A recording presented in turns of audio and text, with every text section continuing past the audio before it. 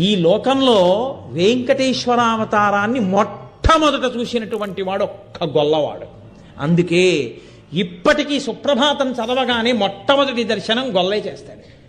సన్నిధి గొల్ల అని అప్పుడు ఏ గొల్లవాడు చూశాడో ఆయన వంశీకులే ఇప్పటికీ వెంకటేశ్వర స్వామి వారి యొక్క సుప్రభాత దర్శనం చేస్తే ఆయనకి వెన్నపూస తాంబూలం బహూకరించి తర్వాత తెర తీసి మిగిలిన వాళ్ళకి సుప్రభాత దర్శనం ఇస్తారు. కాబట్టి ఒక గొల్లవానికి దర్శనమిచ్చాడు, కానీ ఆయన పరమేశ్వరుడి యొక్క ఆ స్వరూపాన్ని చూసి తట్టుకోలేక ఉద్విగ్నుడై ప్రాణం విడిచిపెట్టేశాడు. ఈ బ్రహ్మగారు ఆవు రూపంలో ఉన్నాడు కదండి, ఆయన గబగబా పరిగెత్తుకుంటూ ఆ చోళరాజు ఇంటికి వెళ్ళి పెద్ద ధ్వని చేసి అంబారావం చేశాడు.